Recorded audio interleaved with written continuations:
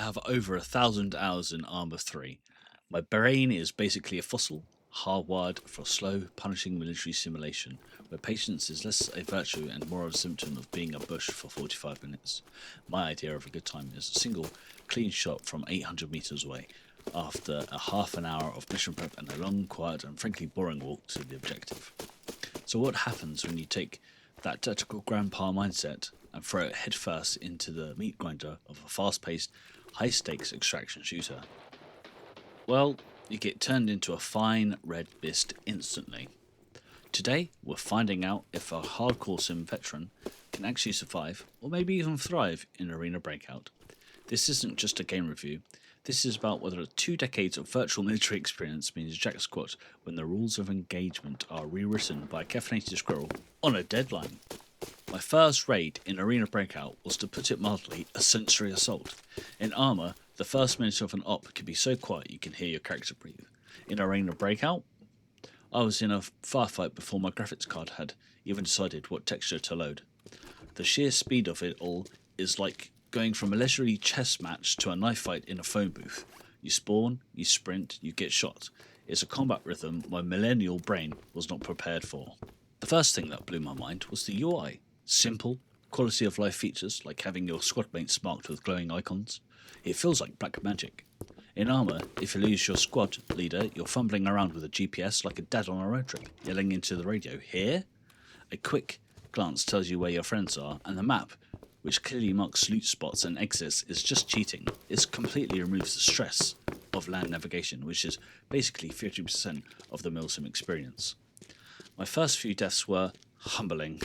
I was moving way too slowly, methodically checking corners with a pace that got me flanked by players moving at the speed of light. I was trying to apply grand strategy into a game that was basically a Black Friday sale where everyone has a gun.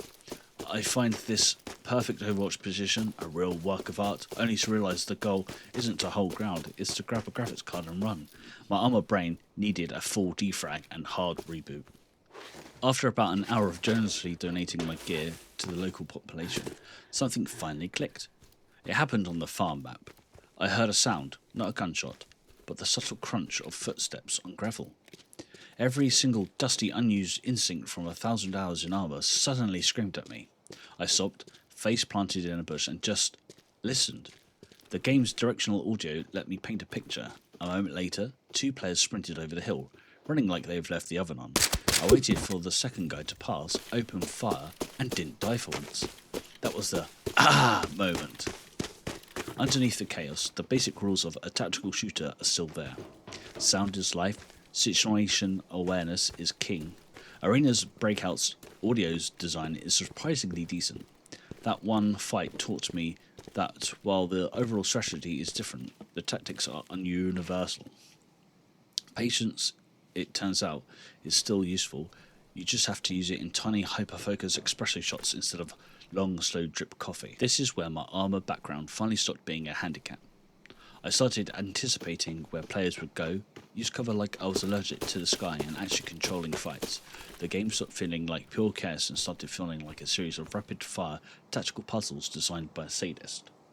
Alright, once I stopped walking into every single ambush on the map, I could really appreciate the game's mechanics, so let's compare it directly to the milsim world. First, gunplay and customization.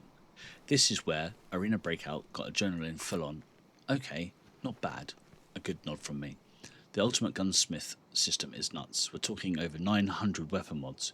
You could spend more time playing virtual Legos with your rifle than you will survive with it. In Arma 3, you need a laundry list of mods to get anywhere close to this level of detail. Arena Breakout just has it. The weapon feels good, the recoil is a thing you have to actually manage, and it's definitely satisfying. It's more forgiving than Arma's physics major ballistics, but it hits a great sweet spot. Next up, the medical system. This is a big one for us realism nerds. Arma 3 with Ace 3 has a medical system so complex you need to basically go to medical school to use it. Arena Breakout simplifies this but doesn't make it dumb. You still have to patch up specific limbs, stop bleeds, and use surgical kits to fix your shattered body parts. It keeps the tension of being wounded without making you Google how to apply a tourniquet mid-firefight. Finally, pace and scale. This is the big one. Arma 3 is a massive sandbox. You can coordinate tanks, helicopters and infantry over the map the size of a small country. Arena Breakout is a laser-focused infantry-only shooter on a tiny, decent map. There are no tanks, your entire world is what you can see and hear. And that's a design choice, not a flaw. Arma 3 is the slow terror of being hunted across a continent. Arena Breakout is the constant heart-pounding anxiety that a guy with a shotgun is currently camping in the toilet stall you're about to open. And on that note, I have to ask you all, especially my fellow tactical shooter fossils, what was the biggest shock for you? The gunplay, the movement, or was it just the sheer whiplash of having to think fast? Drop your therapy sessions in the comments below. One thing that's impossible to ignore is that this game isn't actively hostile to new players. Where games like ARMA or Escape from Tarkov have learning curves that's a sheer vertical cliff with angry badgers throwing rocks at you, Arena Breakout gives you a ladder. The additional modes like Secure Ops, where you can play as a scavenger and don't lose your gear on death, is a genius move for learning the map without going bankrupt. Developers have also added specific gun modding systems for people who don't want a PhD in firearm engineering and streamline armor repair. The entire philosophy is just night and day from ARMA. Where the brutal complexity is considered a feature, ARMA demands you read manuals and fail for hundreds of hours. Arena Breakout just wants you to get in and shoot stuff, and frankly, it respects your time. So after rewiring my entire Milton brain, what's the final verdict? Can an ARMA 3 veteran survive in the high-speed world of Arena Breakout?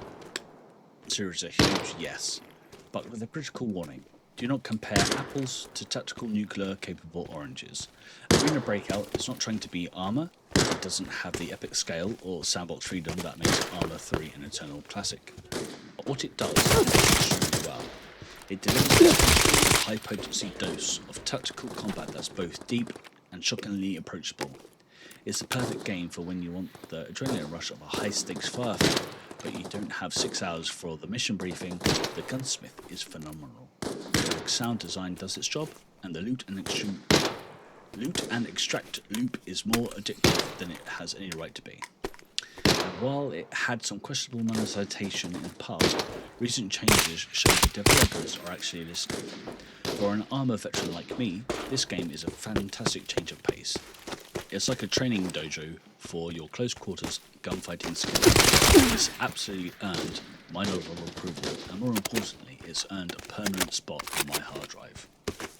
So to answer the first question, yes, an old ARMA dog can absolutely learn new tricks in Arena Breakout.